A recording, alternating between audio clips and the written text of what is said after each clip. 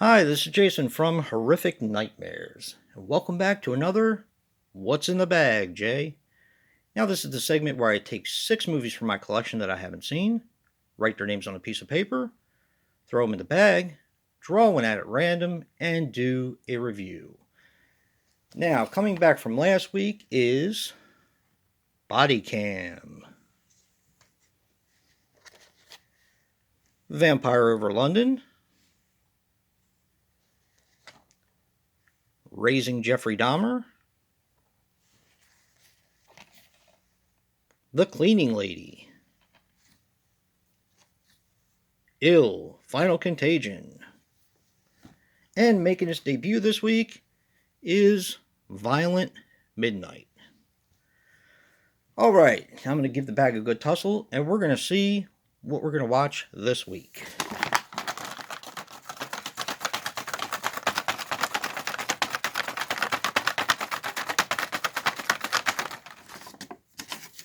It's all up in there. All right, let's see.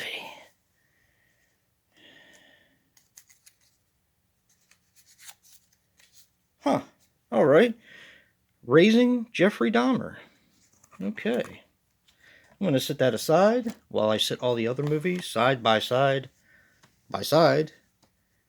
And I'm going to take my Freddy vs. Jason die, and we're going to see what comes back next week.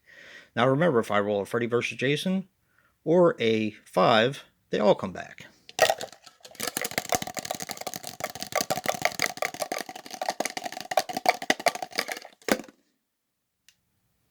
A 1. All right. The suspense builds. Give the bag a good tussle, and we're going to see which one I draw out to come back next week.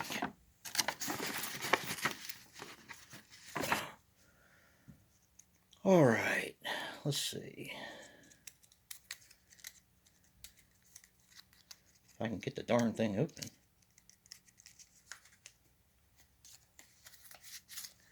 Violent Midnight. Okay, if you guys want to see a review for Body Cam, of course, a fan favorite, Vampire Over London, which has pretty much been grandfathered in. The Cleaning Lady, which I actually want to see, and I was hoping that it would get picked. Or another one, Ill, Final Contagion, which I also want to see.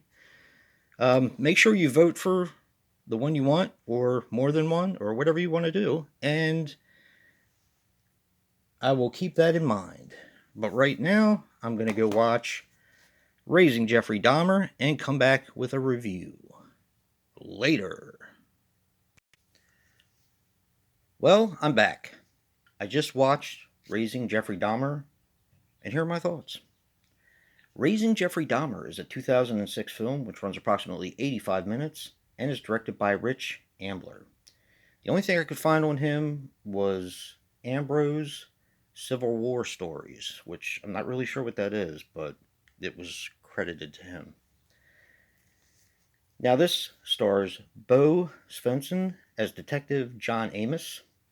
He was in Savage Land, Kill Bill Volume 2, and Speed 2, Cruise Control.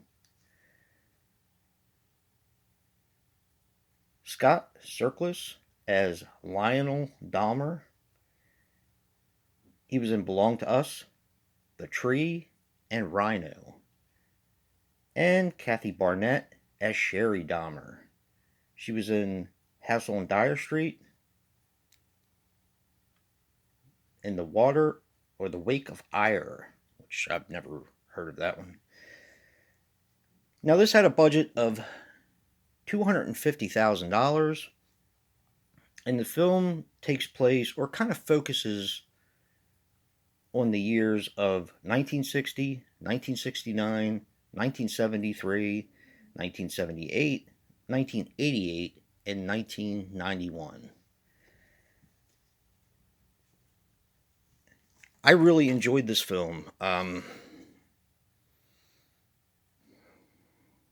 It had a different type of flavor to it. I've seen so many serial killer films about, of course, serial killers and different takes on serial killers. But to me, this one had a completely different take, and I was hooked from the beginning. I'm not going to explain a lot about Jeffrey Dahmer. I'm sure most people already know a lot about him, especially people in the horror circuit, because we seem to be drawn to serial killers. Whether that's a good thing or a bad thing, I'm not sure. But, the fact remains we're kind of drawn to serial killers. Now, the way this takes a different type of flavor is this focuses on not so much Jeffrey Dahmer as his family. That's what I really enjoyed about it, because this gives you the perspective from the family, what they had to deal with, and how they were feeling about how things went down. Specifically the father, but of course the mother as well. It does bounce around a lot in time. As I said before, it takes place in a lot of different time frames and a lot of different years. But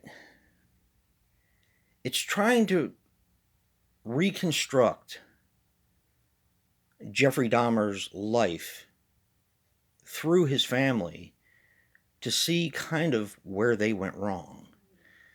And to me, it was very interesting because, like I said, there's probably 10 movies, maybe even more, about Jeffrey Dahmer. All kinds of Dateline, 2020, I'm sure there's several different ones.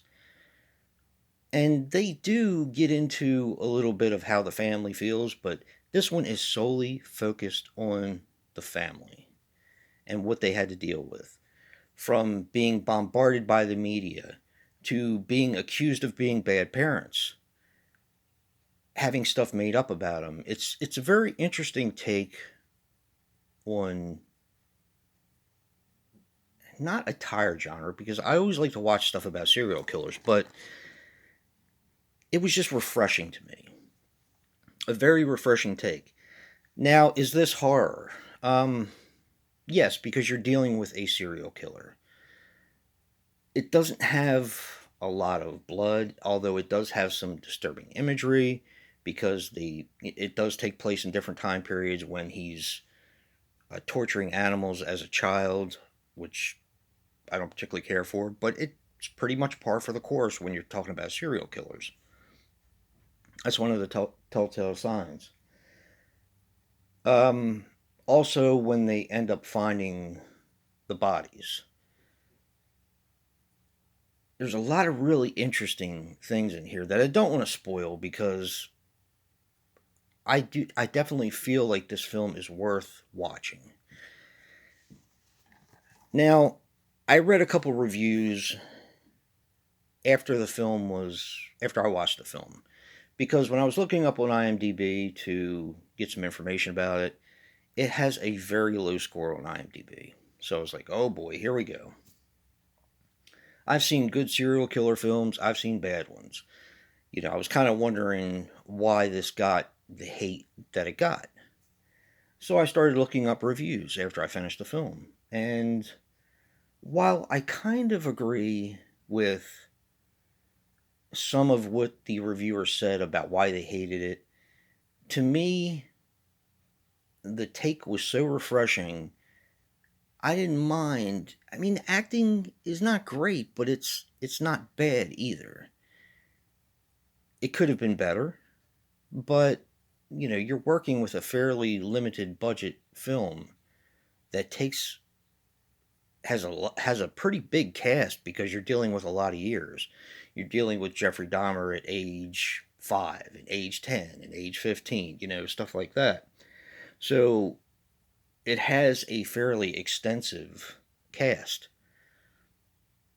And for what they pulled off for $250,000, I thought they did a great job. It does have a little bit of a low budget feel to it, but like I said, I just found that the story was really compelling. A con that I have for the film is I didn't like Jeffrey Dahmer's character, the guy who played him. But it wasn't that big of a con to take me out of the movie, because it's not really about him. I mean, it is about him, but it's more about the parents. and what they went through, how they look back and kind of hindsight, being 2020, you kind of look back on the thing and said, "Wow, that was kind of messed up for him to do," but we kind of brushed it off as this, or that was kind of, or this is kind of, I wonder why he said what he said here, or why he did what he did, or whatever, and they kind of brush it off as being he's growing up, he's trying to take responsibility for his life. He's a kid. That's what kids do. Um, all different kind of excuses that they make for him. They start having that epiphany that, hey, we just kind of brushed these aside. These were telltale signs that this was going to happen, and we kind of wrote them off.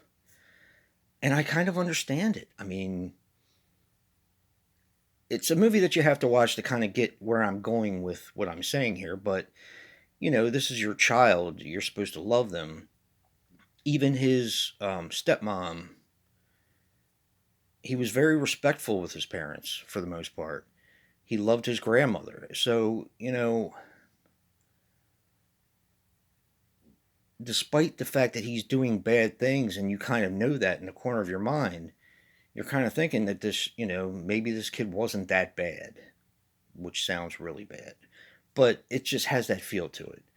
And you're getting it from the parents' perspective and parents who love their child.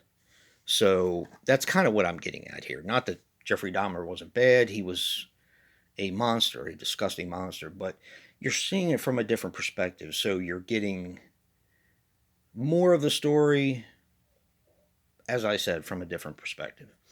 I definitely recommend this if you can find it.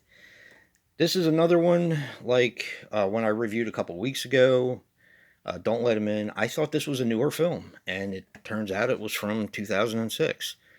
Um, I had known about this film, but when I saw it, I figured, this looks like an interesting film. I'm usually a sucker for anything serial killer, so. But I'm really glad I picked it up, and I do recommend it. Like I said, it does have a little bit of a low budget feel, but if you can get past that, it's a pretty interesting film, told from a very, very different perspective. So take that for what it's worth. And don't forget to vote for the ones that didn't make it. And if you like what you see in here, hit that like button and subscribe. And until next time, peace.